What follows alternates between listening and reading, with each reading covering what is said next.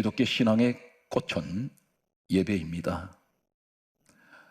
신앙의 꽃을 피웠을 때 열매를 맺을 수가 있습니다. 예배가 성공한 사람은 반드시 인생을 성공하게 됩니다. 인류 최초의 예배자가 있습니다. 이 사람은 가인입니다. 가인은 예배를 실패했습니다. 이 가인은 예배를 실패했을 때 그가 살고 있는 것은 어디입니까? 예배가 실패하고 난 후의 모습을 성경이 이렇게 강조하고 있습니다. 창세기 4장 16절은 말씀하시기를 놋 땅에 거주하였더라 이렇게 기록하고 있습니다. 놋이란 말은 유랑의 땅, 방황하는 땅, 유리의 땅입니다. 그 인생이 방황하는 인생이 되어버립니다. 평생 이 사람은 놋이란 땅에서 살면서 유리하며 방황하며 이 사람들 하나님 앞에 이렇게 고백했습니다. 나는 사람들이 나를 죽일까 봐서 내가 두렵습니다. 그런 인류 최초의 성을 쌓게 됩니다. 이 성 이름을 자신의 아들 이름인 에녹이라는 그 이름을 가지고 에녹성을 쌓게 됩니다. 폐쇄적인 생활을 하게 됩니다. 대단히 불행한 이 가인의 모습은 성경은 왜 가인을 기록하고 있을까요? 가인의 시작이 어디부터입니까? 예배로부터 시작되고 있다는 것입니다. 예배를 실패하게 되면 반드시 인생을 실패하게 됩니다. 반면에 예배를 성공하게 되면 하나님께서 이 사람의 일생을 보장하시고 책임지시고 보호하시고 보증하십니다. 내가 책임지겠다는 말씀을 오늘 하나님께서는 성경에 곳곳에 말씀하고 있습니다. 우리 성경 말씀을 보게 되면 말라기 1장 13절에 보게 되면 하나님께서 말씀하시는 예배를 무시하는 사람들은 하나님을 무시하는 것이고 하나님을 모욕하는 것이고 하나님을 업신여기는 이 사람들에 대해서 이렇게 말씀합니다. 이 일이 얼마나 번패스러운 거 코웃음 친다 그랬습니다. 하나님 앞에 나와서 드려지는 이 시간 그리고 예물을 드리는 것, 내 몸을 드리고 마음을 드릴 때에 교회 안에 있는 사람들 입에서 이렇게 말하는 사람들이 있습니다. 세상 밖에 있는 사람은 말을 나비도 없이 이렇게 말합니다.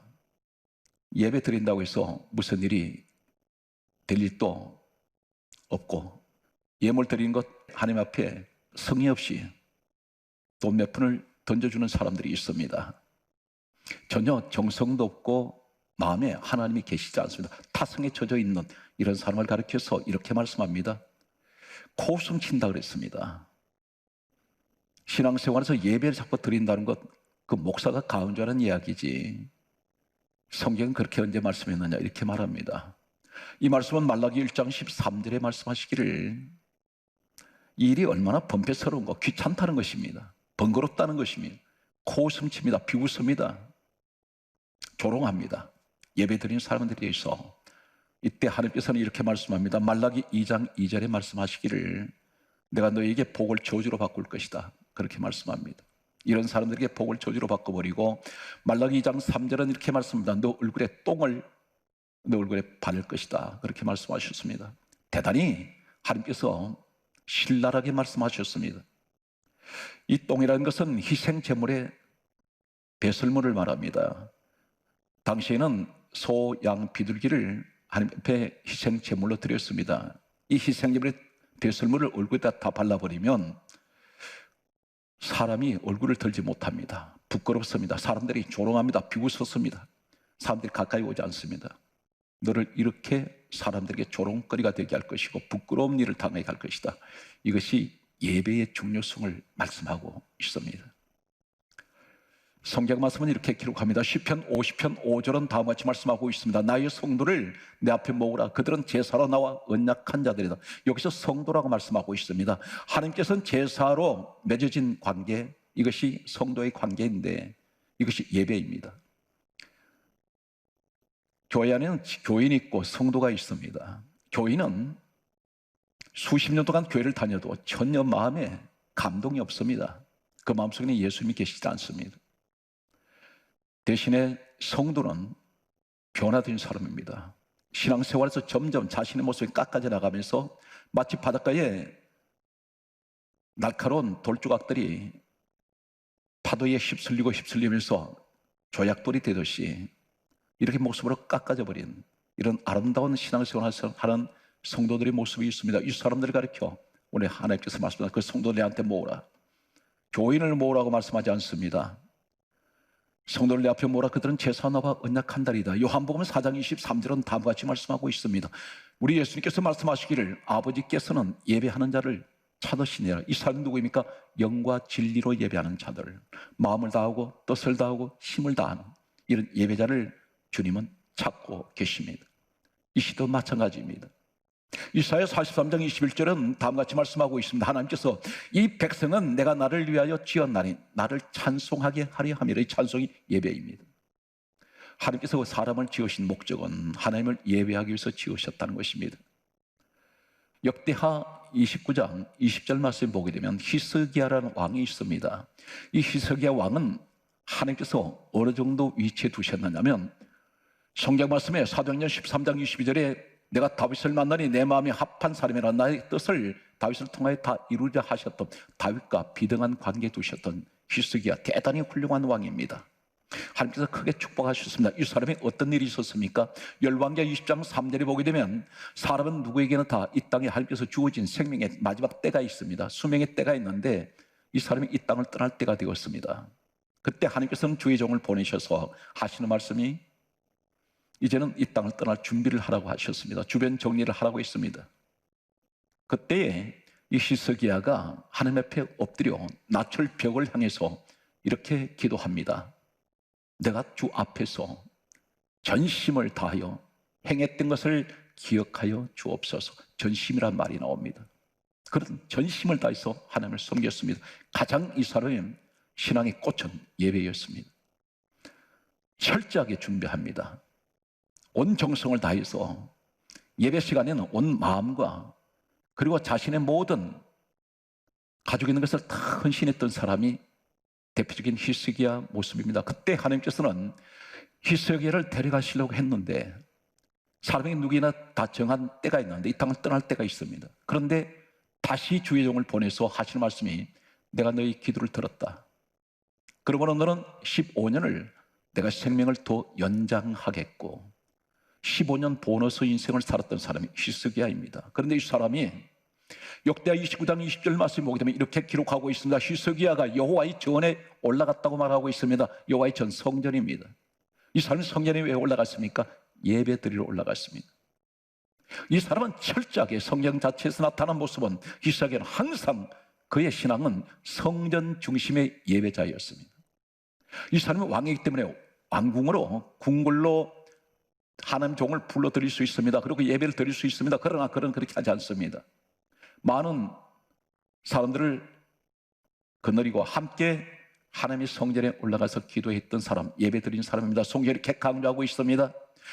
역대하 29장 29절에 말씀하시기를 성경이 이렇게 대단히 중요한 말씀을 기록하고 있습니다. 제사 드리기를 마칠 때 이 사람이 이렇게 기록하고 있습니다. 왕과 그 옆에 함께 모든 사람들이 다 엎드려 경배하며 예배 다 마쳤습니다. 제사 마쳐줬습니다.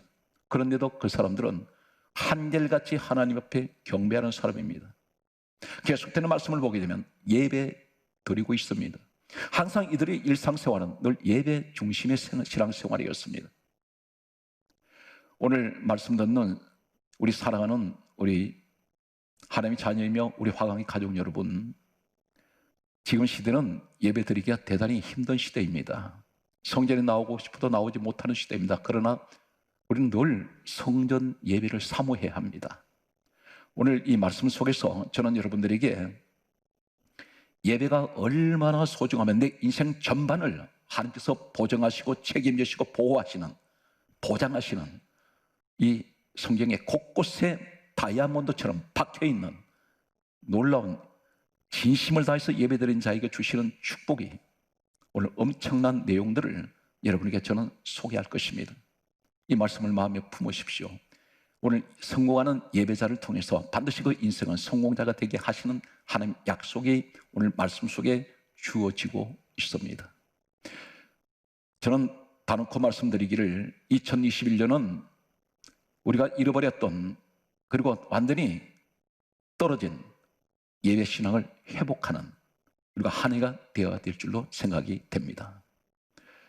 오늘 여기에 역대하 29장 29절에 제사 드리기를 마침에 드리다 이 말씀은 같은 전 성경에는 제사라는 단어가 엄청나게 많이 기록되어 있습니다. 특별히 레위기서는 하나님 앞에 제사드리는 제사법을 가르치고 있습니다. 그런데 이 제사라는 단어가 본래 구약 성경을 얘기한다면 히브리어로 되어 있는데 여러 가지 단어로 많이 기록되어 있습니다. 제사 한 가지라는 한글 성경의 제사 단어가 히브리어에는 여러 가지로 단어가 기록된 그 가운데에서 독특하게 오늘 히스기야가 하나님 앞에 제사 드리기를 마침에 오늘 이 드리기를 이 말씀 내용은 성경에 잘 사용하지 않는 독특한 단어입니다.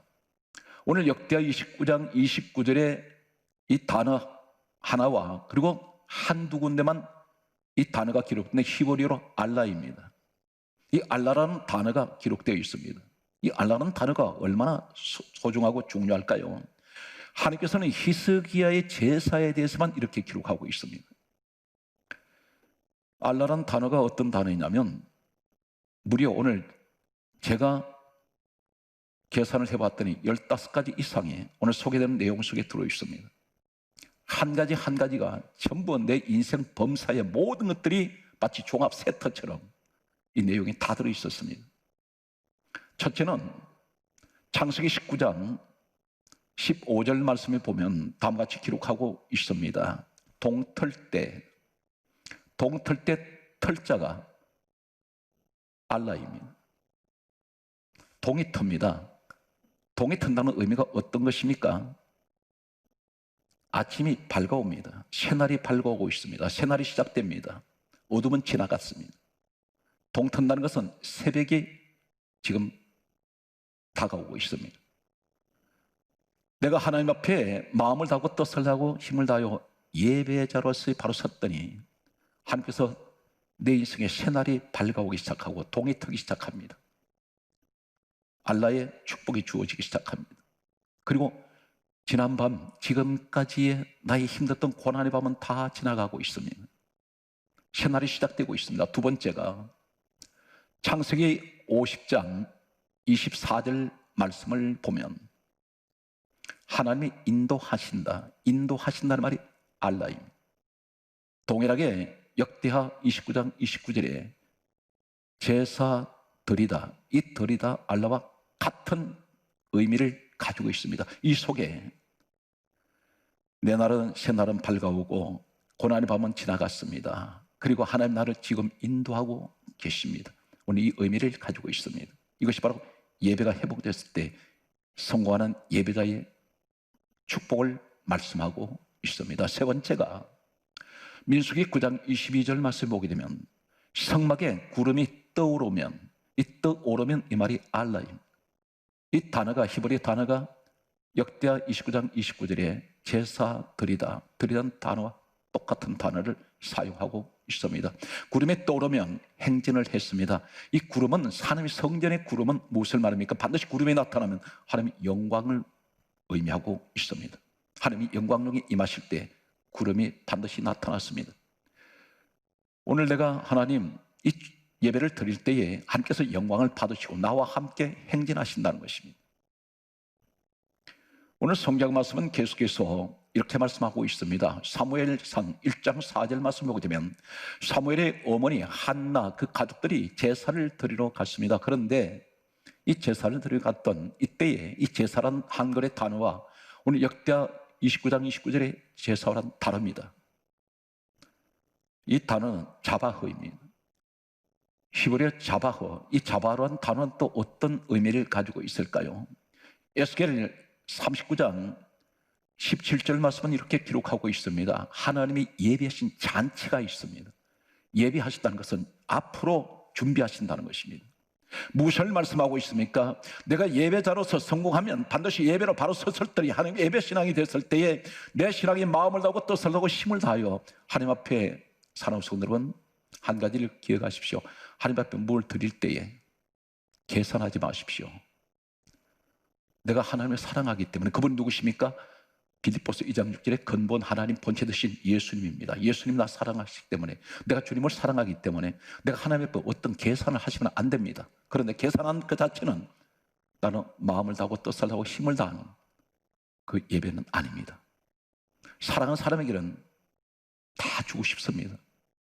사람끼리의 만남에서도 사랑하는 사람일수록 내 목숨까지도 던져도 아깝지 않은 그런 사랑을 하는 사람들도 있을 것입니다.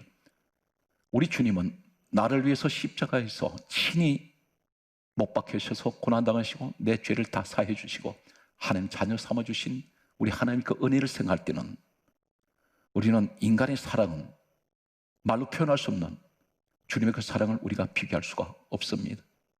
오늘 성경 말씀은 이렇게 기록하고 있습니다. 오늘 예배하신 잔치, 오늘 예배하신 그 잔치는 내가 하나님 앞에 온전한 예배를 드릴 때 하나님께서는 앞으로 내 인생에서 하나님이 뭘 준비하신 잔치가 있다는 것입니다. 이 잔치는 무엇이 있습니까? 기쁨이 있습니다. 노래가 있습니다. 춤이 있습니다. 웃음이 있습니다. 많은 사람들이 모여듭니다. 먹거리가 풍부합니다. 오늘 이것을 우리에게 말씀하고 있습니다. 이 잔치에는 많은 축하가 있다는 것입니다. 오늘 사랑하는 성도들은 반드시 이 한 해는 우리가 온전한 예배자로 바로 설 수 있는 이러한 한 해가 되시기를 간절하게 소망합니다. 오늘 성경 말씀은 이렇게 기록하고 있습니다. 시편 30편 3절 말씀을 보게 되면 다음과 같이 말씀하고 있습니다. 주께서 내 영혼을 스올에서 끌어내며, 이 끌어내미가 알라입니다. 그리고 하시는 말씀이 나를 살리사 나를 무덤에 들어가지 아니하게 하셨나이다. 소울이 어디냐면 지옥을 의미하고 음부를 의미하고 어둠을 의미합니다. 캄캄한 곳을 말합니다. 하나님께서 나를 캄캄한 곳에서 끌어내셨습니다. 언제? 내가 온전한 예배자로 설 때에. 오늘 이 히스기야의 제사는 하나님 앞에 온 마음을 다하는 제사였습니다. 정성을 다하는 제사였습니다. 오늘 성경 말씀은 계속해서 이렇게 강조하고 있습니다. 오늘 시편 34편 7절은 여호와의 천사가 주를 경외하는 자, 예배하는 자를 둘러 진을 친다 있습니다. 천사들이 와서 나를 둘러 진을 치고 있습니다. 누구에게? 하나님을 경외하는 사람에게. 하나님을 높입니다. 하나님을 찬양합니다. 입으로만 떠들어대는 그런 립서비스의 신앙이 아닙니다.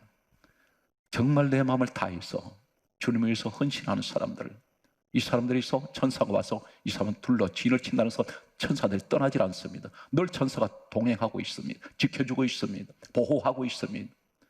오늘 성경 말씀은 계속해서 다음 같은 말씀을 하고 있습니다. 시편 47편 9절에 말씀하시기를 하나님께서는 높이 받드시리이다. 이 말이 무슨 말입니까? 이 받드시리다 이 말이 알라입니다. 내가 하나님 예배를 통해서 하나님은 항상 높이시고 우리 하나님께 한날 내가 입에서 고백된 내용은 영광과 찬양만 하나님 앞에 올리는 이 모습을 말씀하고 있습니다. 이것을 알라로 말씀합니다. 계속되는 말씀을 보게 되면 시편 97편 9절은 이렇게 기록하고 있습니다. 여호와여 주께서는 온 땅에 지존하시며 모든 신들보다 위에 계시나이다. 이 계시나이다가 알라입니다. 우리 하나님만큼 높은 이가 없고 하나님보다도 더 높은 신이 없습니다. 그분만이 전능하신 하나님이요 우주 만물의 주인 되시는 창조주 하나님이신 것을 나는 예배를 통해서 고백합니다. 오늘 이것이 알라입니다. 오늘 성경 말씀은 계속해서 말씀을 보면 한 가지 대단히 이 시대에 신앙생활 열심히 하시는 여인들이 있습니다. 분명 저는 이렇게 말씀드립니다. 한국 교회가 이렇게 부흥이 되고 성장이 된 그 배후에는, 배경에는 누가 있는지 아십니까? 여인들이 있었습니다. 때로는 여인들이 나약합니다. 그러나 한국 교회를 성장시키는 산파 역할을 한 사람들은 여인들이었습니다. 성경이 이렇게 강조하고 있습니다. 성경 말씀 보게 되면 잠언서 31장 29절은 이렇게 기록합니다. 이 땅에 덕행하는 여인들이 많으나, 덕행이 뭡니까? 대단히 현숙한 여인들, 덕이 있는 여인들, 어진 여인들이 많습니다. 그런데 이렇게 말씀합니다. 잠언 31장 29절에 말씀하시기를 덕행하는 여자들이 많으나 그대는 모든 여자보다 뛰어나다. 이 뛰어나다가 바로 오늘 말씀드린 알라입니다. 많은 훌륭한 덕을 쌓는 사람들, 선을 행하는 사람이 많지만, 그러나 그 가운데서 가장 예배를 온전하게 드리는 사람, 예배를 사모하며 하나님 앞에 마음을 다하고 뜻을 다하고 힘을 다하여 드리는 이 여자가 가장 뛰어나다는 것을 하나님께서는 그렇게 칭찬하고 있습니다. 이것이 알라의 축복입니다. 오늘 성경 말씀은 계속해서 이렇게 말씀하고 있습니다. 열왕기하 2장 11절 보면 우리는 기억하고 있습니다. 엘리야라는 사람이 하늘로 회오리 바람 타고 올라갔다고 그렇게 알고 있습니다. 그런데 여기 하늘로 올라가다, 이 하늘이란 말이 알라입니다. 왜 이 말씀을 사용하고 있을까요? 엘리야가 하늘로 올라갔습니다. 여기에만 하늘에 대해서 알라를 사용하고 있는 단어의 의미가 어떤 것입니까? 이 땅에서 하나님을 온전하게 예배하며 하나님 앞에 온전하게 영광을 돌리며 마음을 다하고 뜻을 다하고 힘을 다하여 예배하는 예배자는 반드시 어디로 올라갑니까? 하늘로 올라간다는 것입니다. 하늘 사람이라는 것입니다. 그래서 이 하늘이 알라로 사용하고 있습니다. 우린 주변에 인생을 살아가면서 수없이 손으로 헤아릴 수 없는 수많은 공격을 받습니다. 때로는 질병의 공격, 질병만 해도 헤아릴 수 없이 많은 질병들이 있습니다. 우리 작은 체구에 엄청난 수많은 수백 가지 질병들이 내 속으로 찾아들어올 때가 있습니다. 공격을 합니다. 평생 살면서 경제적인 어려움 때문에 공격을 당합니다. 수많은 사람들부터 모함도 당합니다. 핍박도 당합니다. 시기도 당합니다. 미움도 당합니다. 억울한 소리 많이 당합니다. 이것들이 다 어떻게 보면 하나의 나를 공격하는 적들입니다. 그런데 성경 말씀은 이렇게 기록하고 있습니다. 열왕기하 12장 18절 말씀 보게 되면 아람이라는 적군의 왕이 예루살렘 하나님의 백성들을 공격을 합니다. 그런데 여기서 말씀 보게 되면 예루살렘에서 이 아람 왕이 떠나니라 이 말이 알라입니다. 무엇을 말합니까? 내가 온전한 예배자가 되어서 하나님 앞에 온전하게 예배자로 바로 섰더니 나를 공격하는 아람 같은 이런 것들이 원수가 다 떠나버립니다. 이것이 떠나니라 이 말이 알라를 사용하고 있습니다. 똑같은 의미를, 같은 단어를 사용하고 있습니다. 오늘 성경 말씀은 계속해서 이렇게 말씀하고 있습니다. 에스겔 47장 12절의 말씀을 보게 되면 성전에서 물이 흘러내립니다. 그런데 이 물이 흘러가면서 강을 이루는데 큰 강을 이루어 나갑니다. 그러면서 이렇게 강조합니다. 이 물이 이르는 각처마다 모든 생물이 살고 각종 실과 나무가 자라서 강 좌우가에 자라고 있습니다. 이 자라서 이 말이 알라입니다. 그러면서 하신 말씀이 실과가 끊어지지 아니하고 달마다 새 실과 맺으리니 이 물이 성소를 통하여 나옵니다. 내가 성전 신앙이 되고 성전 예배를 드리면서 거기서 주시는 은혜를 내가 받았더니 늘 내 신앙이 자랍니다. 그리고 달마다 새 실과를 맺고 그 잎이 시들지 아니합니다. 오늘 이것이 바로 예배자의 축복입니다. 오늘 성경 말씀은 계속해서 다음과 같이 말씀하고 있습니다. 예레미야 30장 17절을 보게 되면 오늘 이 말씀을 듣는 우리 성도 가운데 혹 몸이 불편하신 분들이 계실지 모릅니다. 몸 어느 지체에 어떤 고통이 있든지 오늘 이 말씀을 듣다가 치료되시기 바랍니다. 성경 말씀은 이렇게 기록하고 있습니다. 오늘 예레미야 30장 17절 말씀을 보게 되면 내가 너로부터 너의 상처가 새살이 돋게 하며 이 하며가 알라입니다. 그러면서 하신 말씀이 내가 너를 고쳐주리라. 이 시간에 오늘 이 말씀이 오늘 여러분 마음속에 역사하여서 하나님께서 우리 주 예수 그리스도 이름으로 여러분 병이 치료되는 이 귀한 시간 되시기를 간절하게 축복합니다. 오늘 성경 말씀은 우리에게 이렇게 말씀합니다. 이 알라의 마지막 오늘 내용은 요나서 2장 6절이 되겠습니다. 이렇게 고백합니다. 요나가 주께서 나를 내 생명을 구덩이에서 건지셨나이다. 이 건지셨나이가 알라입니다. 우리 하나님께서는 나를 절망의 구덩이에서 나를 건져내십니다. 바로 그 시간이 예배자의 자리입니다. 오늘 성경 말씀은 이렇게 결론을 냈습니다. 우리는 오랫동안 코로나 바이러스로 인해서 예배 생활이 지금 정상적으로 이루어지지 않고 있습니다. 그러나 반드시 코로나 바이러스는 사라질 것입니다. 그때를 우리는 준비해야 합니다. 주여, 다시 내가 예배의 성공자가 되게 하여 주시면 오늘 전체 말씀에 주셨던 이 말씀이 전부 내 인생에 주신 축복의 말씀인 줄로 나는 확신합니다. 이 말씀을 붙드는 여러분, 힘을 내시기 바랍니다. 우린 다시 일어날 수가 있습니다. 반드시 예배의 자리에서 우리는 성공해야 합니다. 동서양을 다 떠나서 지혜의 대명사하면 솔로몬을 얘기를 합니다. 이 솔로몬이 본래 태어나면서부터 지혜를 가졌습니까? 아닙니다. 그에게는 부와 영광이 늘 평생 이 땅에서 그를 따라다녔습니다.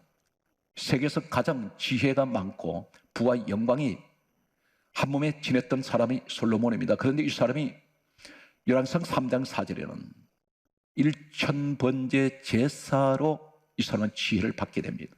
그리고 부와 영광이 따릅니다. 1000번째 제사는 예배를 의미하고 있습니다. 솔로몬은 예배를 성공한 사람입니다. 하나님께서 감동하시면서 하신 말씀이 내가 너에게 무엇을 줄고 너는 내게 구하라. 하나님이 주시고 싶어하는 사람, 그 사람 누구입니까? 솔로몬같이 예배에 성공한 사람입니다. 오늘 말씀의 최종 결론은 성령을 받고 난 후에 성령 받은 사람들이 하는 모습이 있습니다. 이 시대는 성령 시대입니다. 사도행전 2장 46절은 그들은 날마다 마음을 같이하여 성전에 모이기를 힘썼습니다. 성전 신앙입니다. 성전의 예배자의 모습을 보여주고 있습니다. 힘들고 어려운 시간 속에 또 우리는 한 주간을 이 세상 속으로 들어가야 합니다. 사랑하는 우리 가족 여러분, 힘내시고 반드시 온전한 믿음의 예배자가 되어서 하나님께서 약속하시고 보증하시고 보호하시고 책임지시겠다는 온전한 예배의 성공자가 되시기 바랍니다. 그래서 가장 아름다운 우리 가족들이 가정이 되시고 직장 사업장에 그리고 이 사회가 하나님 가장 축복받은 사회가 되기를 간절하게 소망하면서 이 한 주간도 승리하는 여러분 되시기를 주 예수 이름으로 축복합니다.